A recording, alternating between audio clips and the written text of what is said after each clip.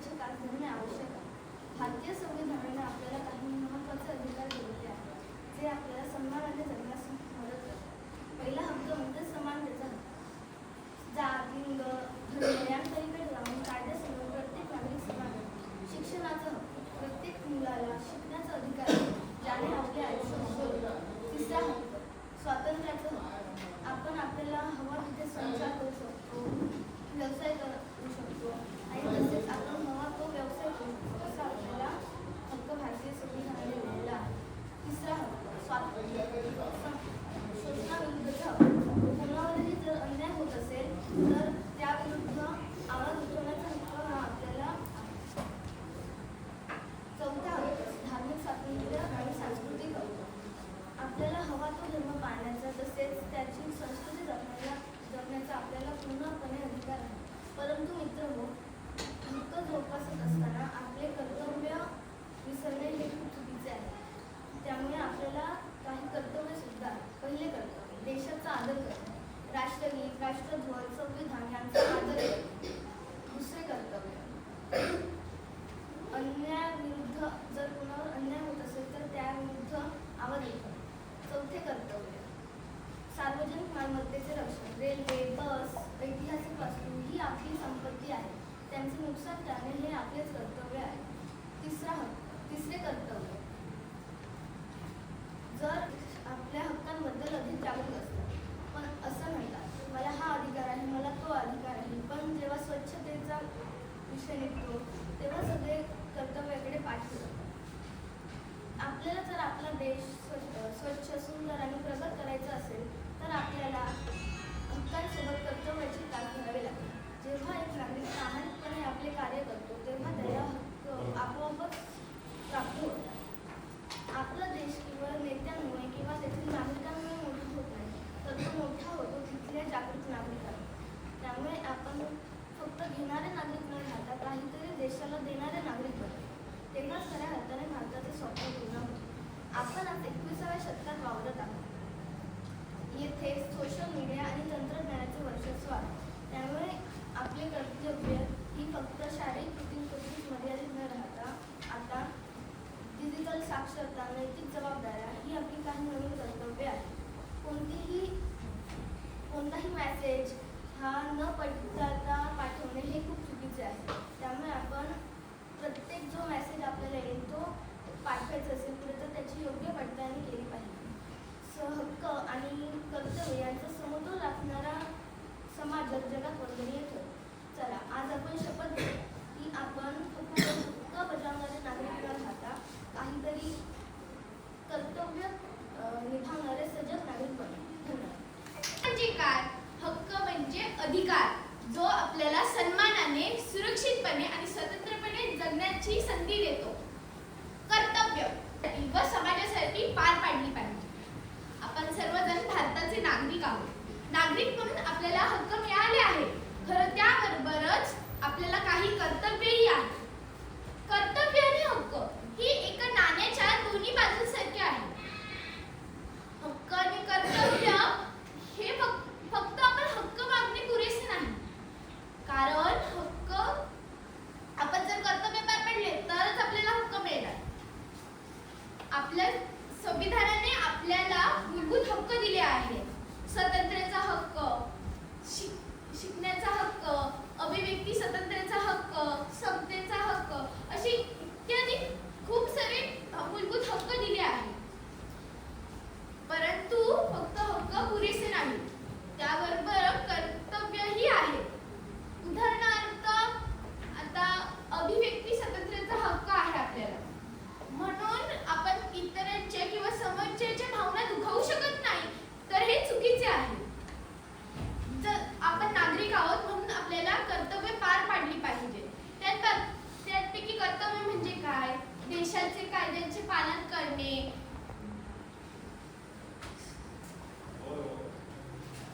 व अशा इतर गोष्टी आहेत हातात आहे. त्यामुळे आपण हक्क आणि कर्तव्य ह्यातील फरक समजून घेतला पाहिजे.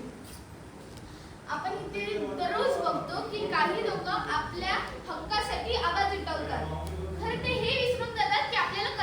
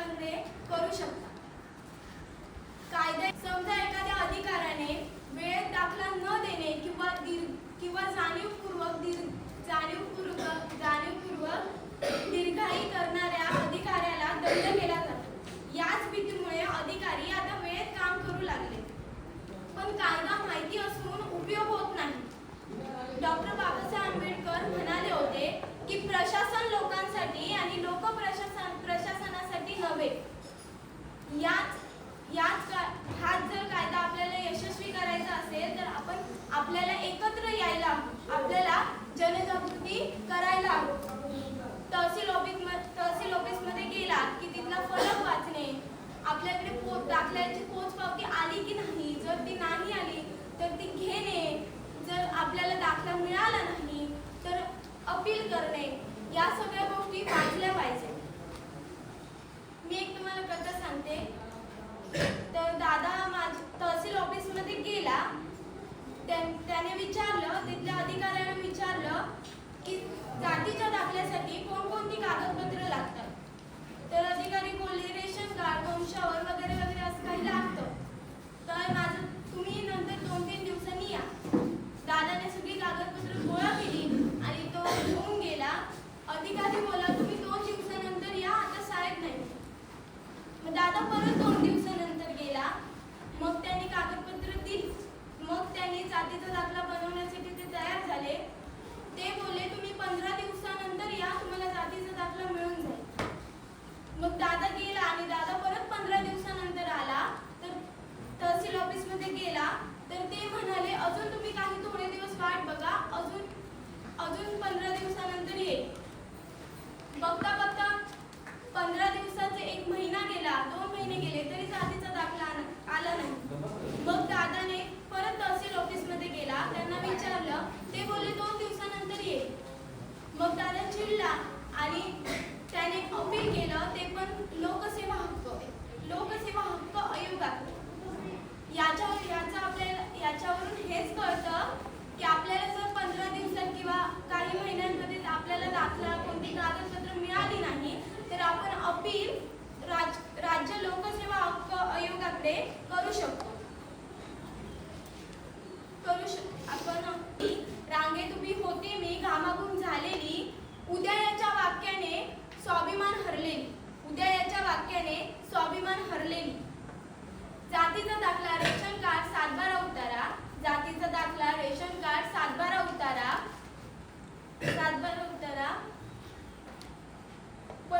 घेऊन आला हक्काची नवी वाट. पण 2015 घेऊन आला हक्काची नवी वाट. शब्द ऐकल्यावर आपल्याला कोणती गोष्ट आठवते? होय, अगदी बरोबर, पूर्वी म्हणायचे शासकीय कार्यालय. मित्रांनो, परंतु ही आज परिस्थिती बदलली. आपल्या हातात हक्कांसाठी एक ताकदवान शस्त्र आले आहे आणि ते शस्त्र म्हणजे लोकसेवा हक्क कायदा. लोकसेवा हक्क कायदा हा केवळ कायदा नाही तर तो नागरिकांचा सन्मान, स्वाभिमान आणि अधिकाराचा आवाज आहे, जो नागरिकांना जन्माचा दाखला, रहिवासी दाखला, जात प्रमाणपत्र अशा अनेक कागदपत्रे ठराविक कालमर्यादेमध्ये मिळवण्याचा हक्क प्राप्त झाला आहे. मित्रांनो, आता तुम्हाला असा प्रश्न पडला असेल की जर ही सेवा मिळालीच नाही तर या कायद्यामुळे संबंधित अधिकाऱ्यावर आपण दंडाची कारवाई करू शकतो. हा कायदा म्हणजे जनतेचा विजयच आहे. हा कायदा आपल्याला सांगतो सरकार तुमच्यासाठी आहे, तुम्ही सरकारसाठी नाही. या कायद्यामुळे आज भ्रष्टाचारावर मोठ्या प्रमाणात नियंत्रण आले आहे. पैसे द्या, काम करायचं असेल तर पैसे द्या, ही मानसिकता आता संपत चालली आहे. या कायद्यामुळे नागरिकांचा आत्मविश्वास अधिक दृढ होत आहे. त्याचबरोबर शासनावरचा विश्वासही अधिक वाढत चालला आहे. परंतु एक गोष्ट लक्षात ठेवा, जर हक्क मिळवायचे असतील तर आपल्याला जागरूक असले पाहिजे. जर आपण जागरूक नसलो तर कोणताही कायदा आपल्याला मदत करू शकत नाही. शेवटी जाता एवढेच म्हणे, जागरूक नागरिक हीच सुशासनाची खरी ओळख आहे.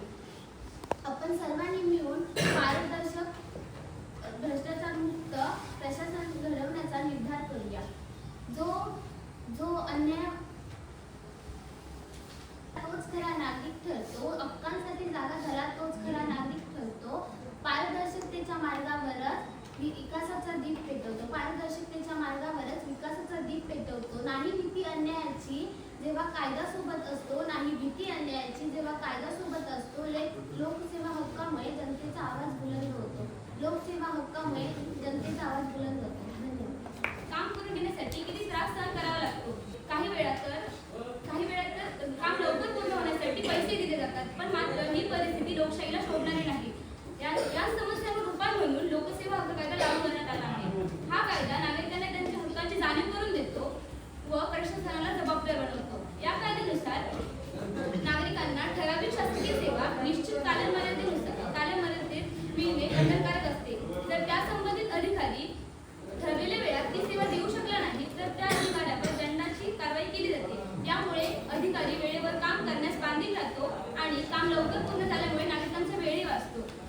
मित्रांनो, या कायद्याचा एक मोठा फायदा म्हणजे प्रशासनात पारदर्शकता.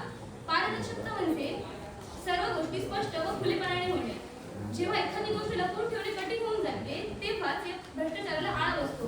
मात्र एक गोष्ट लक्षात ठेवणे खूपच गरजेचे आहे, ते म्हणजे केवळ कायदा असून उपयोग नाही, केवळ कायदा असून पुरेसे नाही, तर त्या कायद्याची योग्य अंमलबजावणी होणे आवश्यक आहे. जर एखाद्या कायद्याची अंमलबजावणी झाली नाही तर नागरिकांना त्या कायद्याचा फायदाच होऊ शकत नाही. आपण जर पारदर्शकतेला महत्त्व दिले तर एक स्वच्छ पारदर्शक भारत बनेल. आपण जर आपल्या हक्कांसाठी उभे राहिलो तर प्रशासन जबाबदार बनेल. जेव्हा प्रशासन जबाबदार बनेल तेव्हा त्या देशाची प्रगती जलद होईल. शेवटी जाताना एवढंच सांगेन की लोकसेवा हा कायदा हा केवळ एक कायदा नसून तो ज्या नागरिकांना सक्षम बनवणारे एक प्रभावी साधन आहे. यामुळे पारदर्शक, प्रामाणिक आणि कार्यक्षम प्रशासनाची निर्मिती होऊ शकते. चला, आपण सर्वजण मिळून या कायद्याचा योग्य वापर करून भ्रष्टाचार मुक्त आणि पारदर्शक भारताची निर्मिती करू. धन्यवाद. अध्यक्ष भाषण. मी आजच्या कामाचा अध्यक्ष नारिका सर विनंती करेन, आपण कृपया महाराष्ट्र लोकसेवा आयोग हक्क दिन याच्या विरोधात आपलं अतिशय चांगल्या प्रकारे महाराष्ट्र लोकसेवा हक्क दिन याबद्दलची माहिती तुम्हाला करून दिली, त्याची जाणीव करून दिली आणि खरोखरच या विद्यार्थ्यांनी जी तुम्हाला काही माहिती दिलेली आहे ती माहिती आपल्याला भविष्यामध्ये खरोखरच उपयोगी पडेल. तर आजचा हा जो कार्यक्रम आहे महाराष्ट्र लोकसेवा हक्क दिन 28 एप्रिल, वास्तविक हा दिवस दुग्ध शर्करा योग म्हणून आपण हा साजरा करतोय, लक्षात ठेवा. कारण का आपल्या होंडाघाट एज्युकेशन सोसायटी आणि महाराष्ट्र लोकसेवा हक्क दिन दोन्ही एकाच दिवशी आल्यामुळं आणि आपण ज्या संस्थेत शिक्षण घेतो, ज्ञान घेतो आणि आपलं भविष्य घडवतो, अशा संस्थेमध्ये आपण या दिनानिमित्त ज्या वक्तृत्व स्पर्धा, निबंध स्पर्धा आयोजित केलेल्या आहेत आणि हा दिन आपण साजरा करत आहोत, याबद्दल खरोखरच मी आपल्या सर्वांचं अभिनंदन करतो. तर